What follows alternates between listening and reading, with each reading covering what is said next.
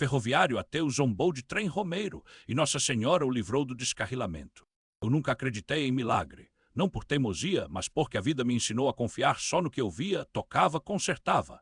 32 anos como ferroviário na Superintendência Regional de Belo Horizonte, 16 deles como maquinista, me fizeram crer que o destino era uma questão de manutenção preventiva e reflexos apurados. Até aquele novembro de 2023, quando um trem romeiro, um sol fraco pingando sobre os trilhos da Rua 15 de Novembro e uma curva mal calculada quase me levaram junto com 200 de fiéis. Era sexta-feira, véspera do feriado da Consciência Negra, mas em Minas Gerais, novembro ainda cheirava a fumaça de fogueira e quentão barato. As festas juninas tinham acabado havia meses, mas o pessoal do interior não desistia do forró pé de srá, enquanto o trem romeiro não chegasse. Eu, como sempre, estava de plantão na estação da Central, ajustando os freios da Maria Fumaça que ia puxar os vagões até Aparecida do Norte. Não era meu trabalho favorito. Esses trens de peregrinos eram lentos, cheios de gente cantando hinos e acendendo velas dentro dos vagões, como se Deus fosse descer do céu para abençoar um trilho enferrujado. Mas ordem é ordem. Vai ter que levar esse pessoal até a divisa com São Paulo, Zé Carlos, disse o chefe, o seu Nelo, coçando a barriga por baixo da camisa do América. E sem reclamação, hein? Essa turma aí é santa, mas se o trem atrasar, vira o diabo. Olhei para o relógio, 14h30. O sol estava fraco, daquele jeito mineiro que não esquenta nem ilumina direito, só deixa tudo com uma cor de chumbo. Os peregrinos já começavam a embarcar, carregando santinhos, bandeirolas e até umas caixas de som que prometiam tornar a viagem um inferno sonoro. Entre eles, uma mulher com um terço do tamanho do meu braço e um olhar que furava a alma. Deus te abençoe, maquinista, ela disse, fazendo o sinal da cruz na minha direção. Obrigado, donzela, mas é melhor rezar para os freios aguentarem, respondi secamente. Ela sorriu como se soubesse de algo que eu não sabia.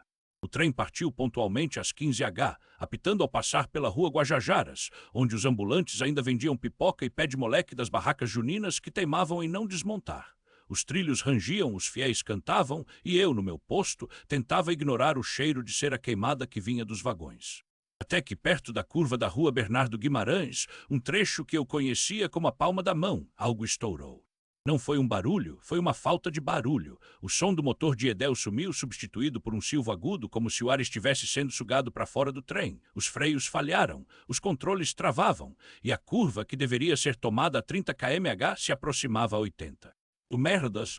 Gritei, puxando a alavanca de emergência com toda a força. Nada, o trem continuava acelerando como se alguma coisa ou alguém estivesse empurrando ele morro abaixo. Pelos alto-falantes ouvi os gritos dos peregrinos misturados com orações desesperadas. Nossa Senhora Aparecida, socorre-nos.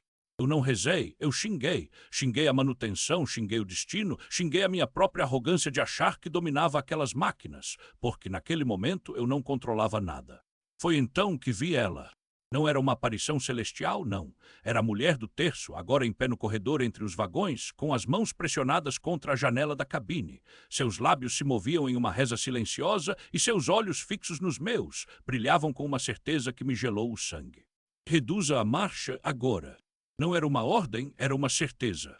E contra toda lógica, obedeci. Pisei no freio manual, o de emergência mesmo, aquele que só usamos em último caso, porque pode danificar os eixos. O trem rangeu, sacudiu e começou a perder velocidade. Devagar, muito devagar, mas perdeu. Quando passamos pela curva, já estávamos a 40 km/h. Suficiente para não descarrilhar, mas rápido o bastante para que, quando o trem finalmente parou, a alguns metros da estação de Contagem, eu estivesse tremendo como um viciado em abstinência. Os peregrinos desceram cantando, alguns chorando, outros beijos. Louvado seja nosso Senhor Jesus Cristo. O grito veio de uma senhora de vestido azul claro, bordado com flores amarelas, que apertava contra o peito um terço de contas grossas. Ela foi a primeira a saltar do vagão, seguida por uma enxurrada de gente que se ajoelhava no cascalho, beijando o chão como se fosse sagrado. Alguns faziam o sinal da cruz, outros erguiam as mãos para o céu nublado de novembro, onde o sol fraco mal conseguia furar a névoa de poeira levantada pelos trilhos. Eu, encostado na parede da cabine, ainda sentia as mãos formigando. O suor frio colava a camisa nas costas. 40 km/h. Se tivesse mantido os 80 que o regulamento permitia naquela reta, o trem teria voado curva abaixo como um cavalo embriagado. E ali, naquelas terras vermelhas entre Belo Horizonte e Contagem, não teria sobrado nem os trilhos para chorar. Você viu, moço?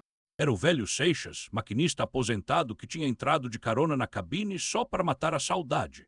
Ele seguiu meu olhar fixo no painel, onde os ponteiros tremiam como se ainda estivessem assombrados. Vi nada, seu Seixas, só ouvi uma voz. Você ouviu a Virgem? Uai! Ele cuspiu no chão, um hábito antigo dos mineiros que juravam que cuspir afastava o azar. E não foi a primeira vez que ela salva trem por aqui, não. Em 72, um maquinista bêbado quase jogou o Romeiro no Ribeirão Arrudas. Dizem que uma mulher de branco apareceu na frente da locomotiva e o trem parou sozinho. O homem largou a bebida na hora.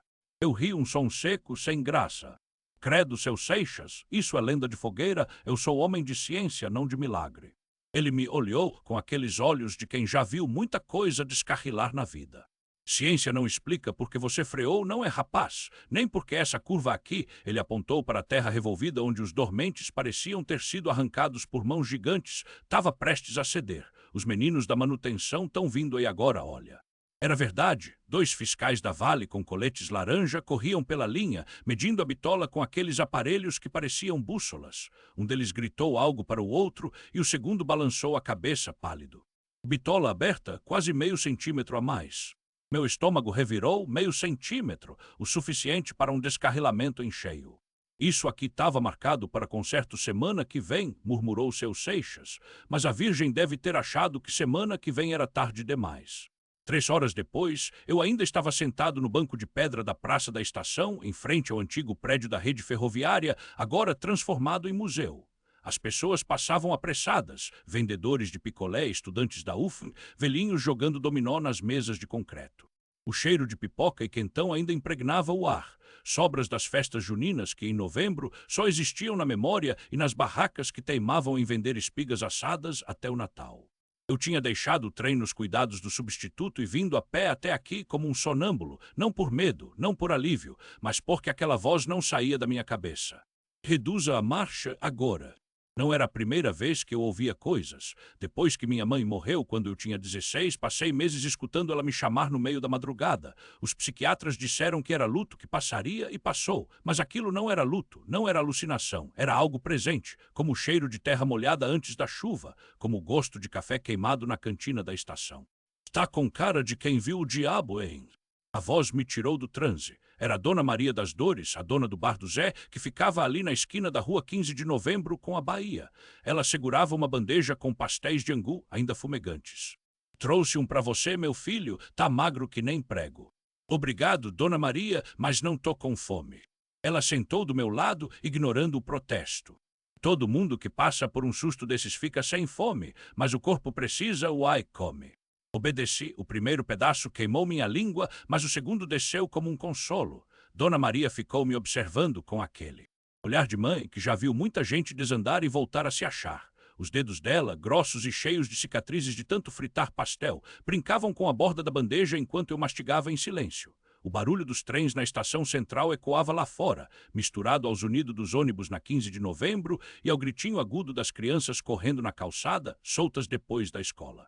Você tá diferente desde ontem, Jair. Não é só o susto, não. É como se tivesse visto algo que não deveria ou que não queria enxergar.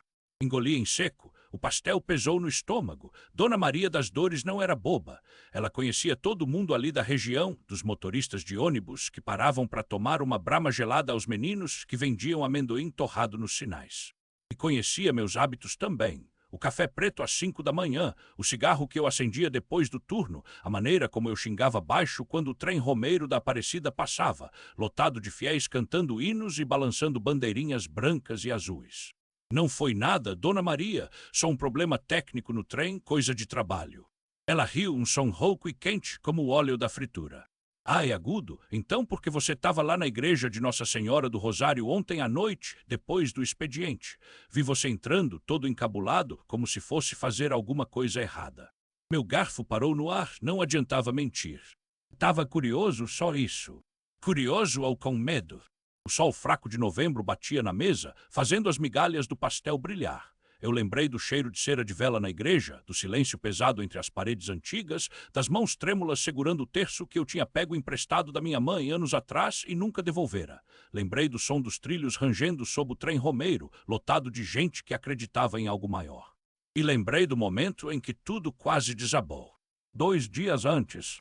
O turno tinha começado como qualquer outro. Cheguei à estação às 4 da manhã, o ar úmido colado na pele, aquele cheiro de diesel e ferro que nunca sai das roupas. O pessoal da manutenção estava todo reunido perto dos trilhos 3 e 4, falando baixo. O chefe Osvaldo, um baiano gordo que falava mais alto que o apito do trem, me chamou com um aceno. Jair, vem cá, o trem Romeiro tá com problema no freio. A gente já checou tudo, mas o sistema tá dando falha intermitente. Você que é o melhor em diagnóstico, dá uma olhada. Trem Romeiro, aquele que vai para Aparecida. Esse mesmo tá lotado de gente, uai, não pode atrasar. Resmunguei, não gostava daquele trem. Não por causa dos fiéis, cada um acredita no que quiser, mas porque ele sempre vinha com uma energia esquisita, como se carregasse algo além de passageiros. Os maquinistas mais velhos juravam que nas curvas da Serra do Mar, às vezes se ouvia um coro de vozes cantando Ave Maria sem que ninguém estivesse cantando. Tá bom, chefe, vou dar uma verificada. Subi na cabine do maquinista, um modelo antigo, daqueles que ainda tinham alavancas de metal e painel analógico. O cheiro de óleo queimado era forte. Liguei o sistema, passei os testes. No início, tudo normal. Mas quando acionei os freios de emergência, o painel piscou vermelho e um chiado agudo cortou o ar. Puta que pariu! Algo estava errado nos cilindros de pressão. Não era só uma falha técnica, era como se algo estivesse impedindo o sistema de responder, como se uma força invisível estivesse segurando as rodas. Chefe, a gente não pode liberar esse trem assim. Se descarrilar na descida da serra é carnificina. Osvaldo coçou a barba grisalha, preocupado. Mas e os passageiros, Jair? Tem gente que veio de longe que está contando com essa viagem. Tem até doente, gente que faz promessa. Promessa não enche barriga de ninguém se o trem virar sucata, chefe. Ele suspirou, olhando para o relógio. Tá bom, mas arruma logo. Se precisar, chama a equipe de São Paulo, mas nada de atrasar demais. Às 9 da manhã, o problema persistia. Eu estava deitado debaixo do vagão, sujo de graxa, quando ouvi o barulho de passos. Uma sombra caiu sobre mim. Tá precisando de ajuda, moço? Levantei a cabeça, era um velho magro de chapéu de palha surrada e um rosário no pescoço. O sol fraco de novembro filtrava pelas árvores da Rua 15, pintando manchas douradas no chão de pedra portuguesa. O cheiro de pão de queijo fresco vinha da padaria da esquina, misturado ao óleo queimado dos trens.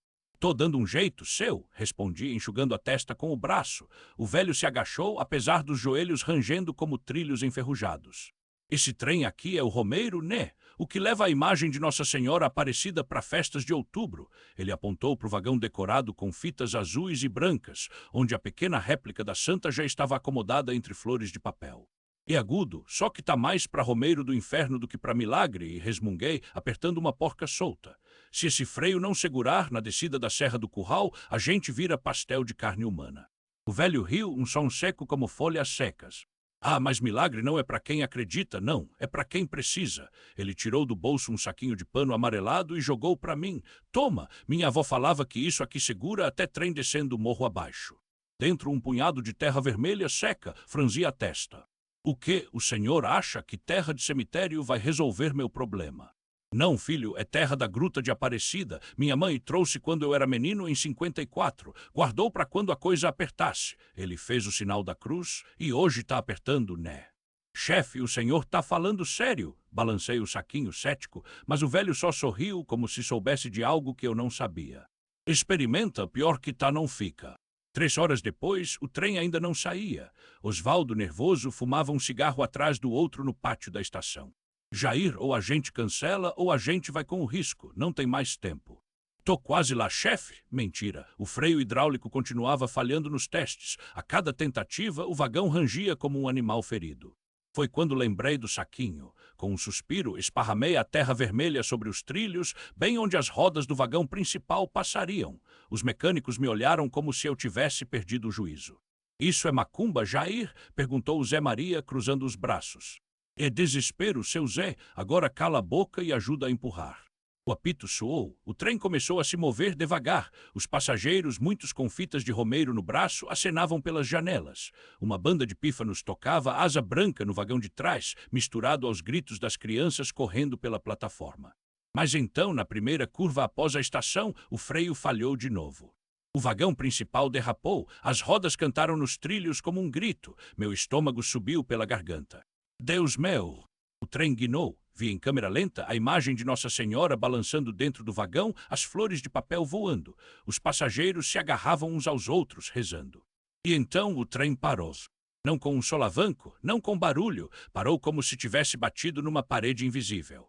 Corri para frente, os trilhos estavam cobertos por uma camada fina de terra vermelha, a mesma do saquinho.